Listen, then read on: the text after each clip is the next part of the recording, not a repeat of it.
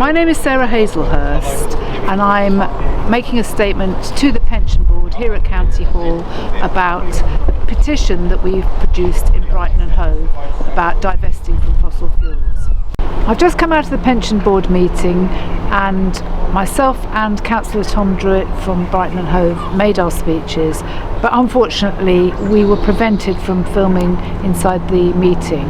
I'm not going to permit it to be filmed going forward. Could I just ask, how does... No, you will be made quiet, thank you. So instead, here is what I said.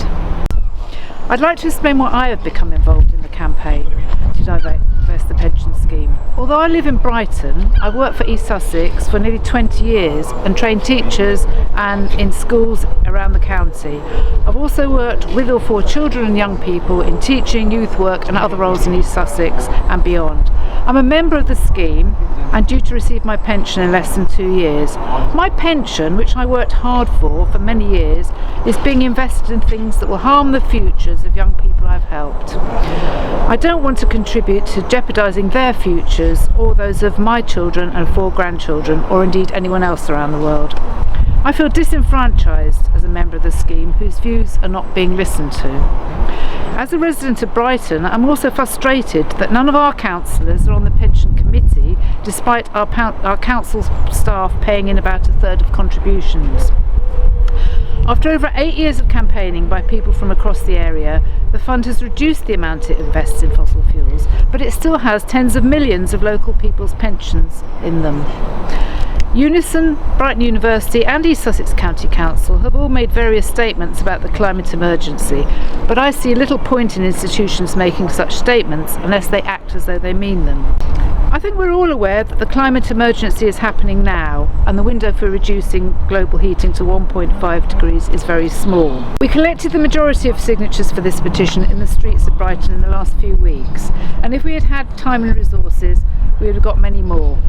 Many Brighton residents were surprised that though our council employees pay into the scheme, our democratic representatives have no meaningful say in how the money is invested. They consider this unfair and undemocratic. Many people we stopped also made the connection that the Ukraine war makes it even more important to develop and invest in our own renewables fast, so we are not dependent on countries like Russia and Saudi Arabia. To turn to the bigger picture, we now know that the world's biggest fossil fuel firms, including Shell, are quietly planning scores of so-called carbon bomb oil and gas projects that would drive the climate past internationally agreed temperature limits, with catastrophic global impacts.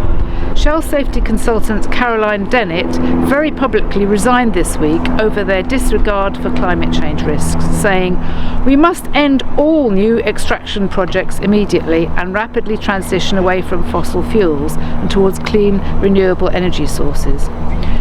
This shows the idea of constructive engagement with these firms is just collusion with their greenwashing efforts while they get on with expanding production. In April, UN Secretary-General Antonio Guterres responded to the latest Intergovernmental Panel on Climate Change report and warned world leaders about companies and governments whose climate actions did not match their words.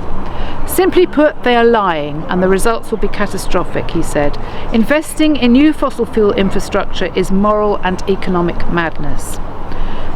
Climate activists are sometimes depicted as dangerous radicals, but the truly dangerous radicals are the countries that are increasing the production of fossil fuels. The world is in a race against time, said Guterres. It is time to end fossil fuel subsidies and stop the expansion of oil and gas exploration. This is madness. Addiction to fossil fuels is mutually assured destruction, he said. To conclude, over 1,500 institutions around the world have already made some form of commitment to divest from fossil fuels. We call on the fund to stop congratulating itself for its awards, to stop hiding from its members, to stop regurgitating Shell's press releases, and to stop providing a fig leaf for the companies that are driving us off the climate cliff. We'd ask you to be brave and act swiftly for all our children and grandchildren. As Guterres has said, this is code red for humanity.